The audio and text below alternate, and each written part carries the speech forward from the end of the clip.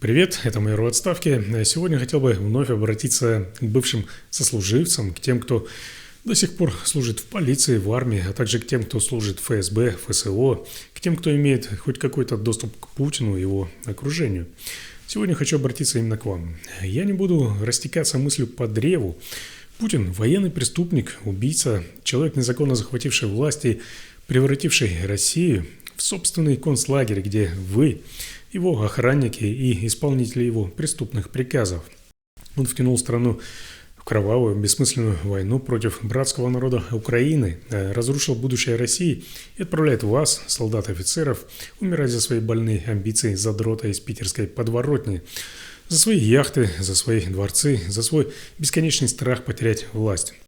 Так чем же вы сейчас, те, кто воюет и топчет своим сапогом чужую украинскую землю, отличаетесь от гитлеровского вермахта? Ничем. Разве только тем, что гитлеровский вермахт не уничтожал братские себе народы, а в остальном такие же звери, убийцы и преступники. Путин узурпировал власть, неоднократно фальсифицируя выборы. Он полностью подмял под себя суды, превратил парламент в марионеточный театр, подавил независимые СМИ и оппозицию. Его режим несет ответственность за убийство журналистов и оппозиционных политиков.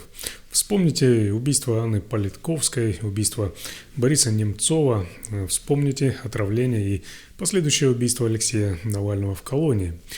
Эти преступления остаются безнаказанными только благодаря вашим усилиям и вашему молчанию. Но на одних убийствах, приказы которых он отдавал с начала 2000-х годов, он не остановился. Он пошел еще дальше и грубо переписал Конституцию России, лишь бы оставаться у власти навечно.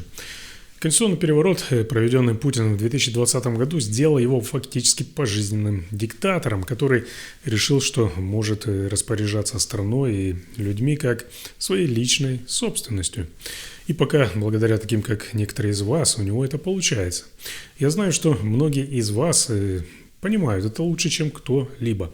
Каждый день вы видите изнутри, что этот режим прогнил насквозь. Отчеты, палки на пустых местах, которые требуют жертв. Путин окружил себя коррумпированными и жадными трусливыми лакеями вроде Шойгу, Патрушева и другими, которые готовы отправлять вас на фальсификации, фабрикации, провокации и, конечно же, смерть, лишь бы сохранить свои кресла и кошельки. Но пока вы молчите, вы становитесь соучастниками этого большого преступления. Не забывайте, что Путин официально признан военным преступником. Преступления, в которых он обвиняется в настоящее время, не имеют сроков давности. Остановите это безумие. Путин не неприкасаем, и вы это знаете. Вспомните, что произошло с такими же, как он, мудаками вроде Каддафи, Чаушеску. Их же окружение решило, что хватит терпеть тирана. Рано или поздно любой диктатор становится уязвим. Сегодня вы те, кто может изменить историю не только России, но и целого мира. В ваших руках находится оружие, доступ к ключевым лицам режима, информация, которая может изменить все. Путин – это проблема, и эта проблема решается просто. Его нужно арестовать и отдать под суд или устранить теми же методами, которые он так легко применяет в отношении неугодных. И не нужно себя обманывать. Вы не защищаете Родину, выполняя преступные приказы Путина.